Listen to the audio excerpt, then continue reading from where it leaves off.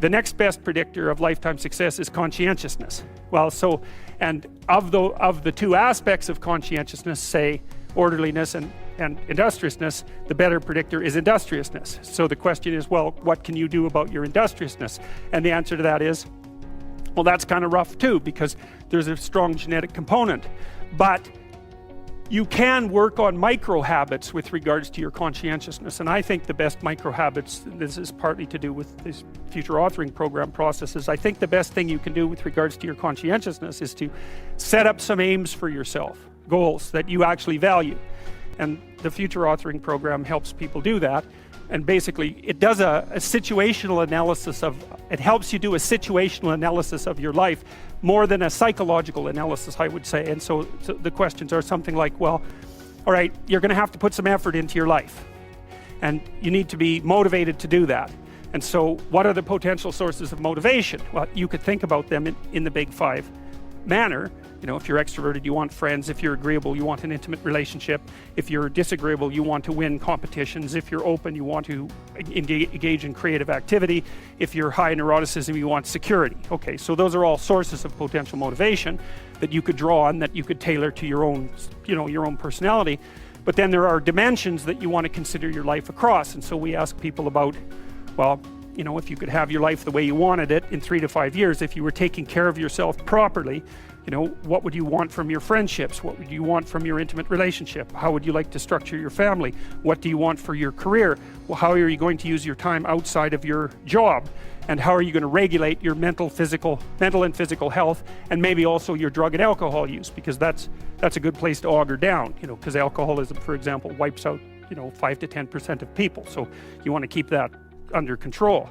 And then so maybe, you know, you develop a vision of what you would like your life to be, and that associates the goal. Well, once the goal is established, and then you break down the goal into micro processes that you can implement, the micro processes become rewarding in proportion, in relation to their causal association with the goal, and that tangles in your incentive reward system. You know, we talked about the dopaminergic incentive reward system, and that's the thing that keeps you moving forward.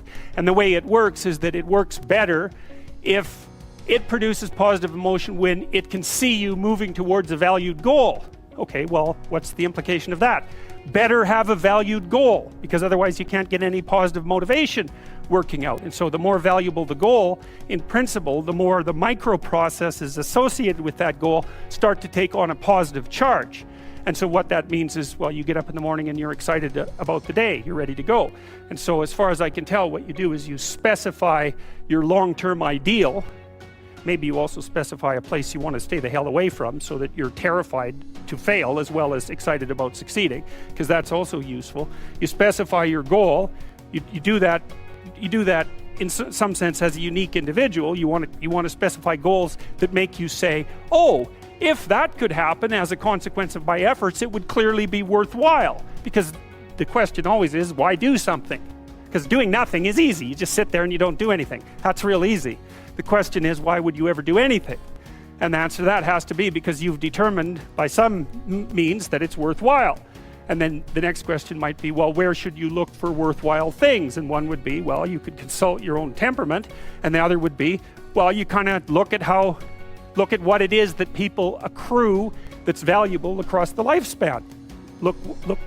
So you do a structural analysis of the subcomponents of human existence, and I already did that.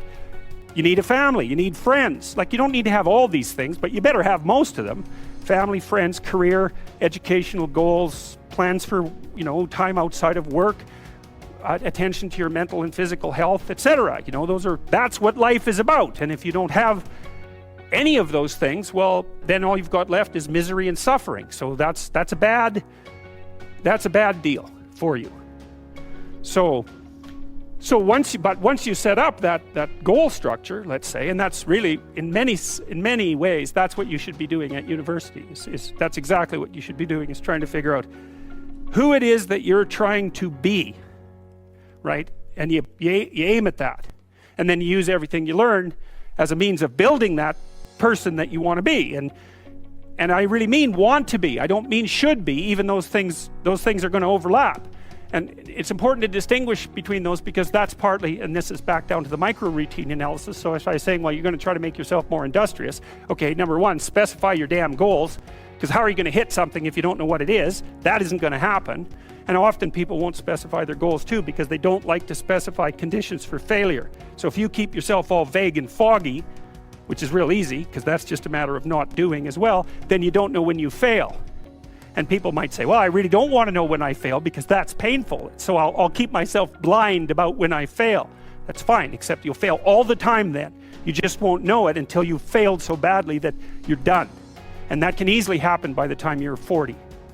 So I would recommend that you don't let that happen. So that's willful blindness, right? You could have known, but you chose not to. Okay, so once you get your goal structure set up, you think, okay, if I could have this life, looks like that might be worth living, despite the fact that it's going to be, you know, anxiety provoking and threatening, and there's going to be some suffering and loss involved and all of that. Obviously, the goal is to have a vision for your life such that, all things considered, that justifies your effort. Okay, so then what do? Well, then you turn down to the micro routines. It's like, okay, well, this is what I'm aiming for. How does that instantiate itself day to day, week to week, month to month? And that's where something like a schedule can be unbelievably useful. Google Calendar. It's like, make a damn schedule and stick to it. Okay, so what's the rule with the schedule? It's not a bloody prison. That's the first thing that people do wrong. They say, well, I don't like to follow a schedule. It's like, well, what kind of schedule are you setting up? Well, I have to do this, then I have to do this, then I have to do this, you know, and then I just go play video games, because who wants to do all these things that I have to do? It's like, wrong. Set the damn schedule up so that you have the day you want. That's the trick. It's like, okay, I've got tomorrow. If I was going to set it up so it was the best possible day I could have, practically speaking, what would it look like? Well, then you schedule that. And obviously there's a bit of responsibility that's going to go along with that, because if you have any sense, one of the things that you're going to insist upon is that at the end of the day, you're not in worse shape than you were than at the beginning of the day, right? Because that's a stupid day. If you have a bunch of those in a row, you just dig yourself a hole and then you bury yourself in it. It's like, sorry, that's just not a good strategy. It's a bad strategy. So maybe 20% of your day has to be responsibility and obligation, or maybe it's more than that, depending on how far behind you are. But even that, you can ask yourself, okay, well, I've got these responsibilities. I have to schedule the damn things in. What's the right ratio of responsibility to reward? And you can ask yourself that, just like you'd negotiate with someone who is working for you. It's like, okay, you got to work tomorrow. Okay, so I want you to work tomorrow. And you might say, okay, well, what are you going to do for me that makes it likely that I'll work for you? Well, you could ask yourself that, you know. So maybe you do an hour of responsibility and then you play a video game for 15 minutes. I don't know, whatever turns your crank, man. But, you know, you have to negotiate with yourself and not tyrannize yourself. Like you're negotiating with someone that you care for, that you would like to be productive and have a good life. And that's how you make the schedule. It's like, and then you look at the day and you think, well, if I had that day, that'd be good. Great.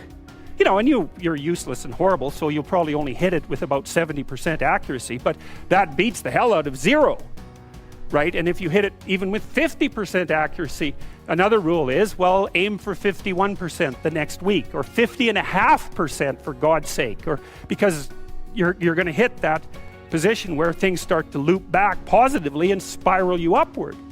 And so that's one way that you can work on your conscientiousness, is plan a life you'd like to have. And you do that partly by referring to social norms. That's more or less rescuing your father from the belly of the whale. But the other way you do that is by having a little conversation with yourself about, as if you don't really know who you are, because you know what you're like. You won't do what you're told. You won't do what you tell yourself to do. You must have noticed that.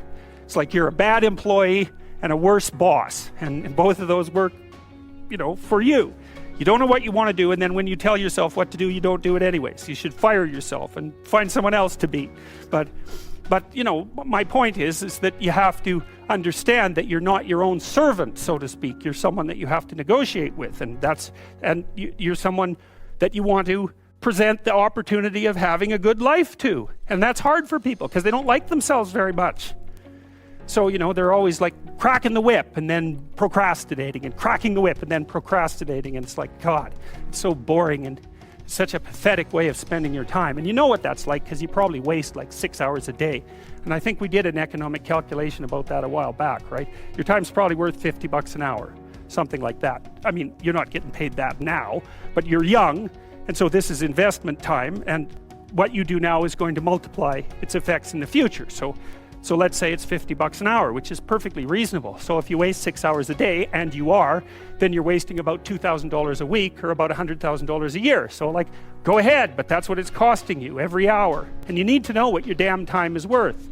So let's say it's not 50 bucks, it's 30, whatever. Maybe it's 100, it's somewhere in that range.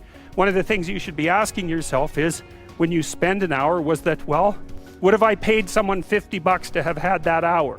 And if the answer is no, it's like, well, maybe you should do something else with your time. And it depends on whether or not you think that your time's worthwhile. But the funny thing about not assuming that is, if you assume your time isn't worthwhile, what happens is you don't just sit around sort of randomly in a state of responsibility-less bliss.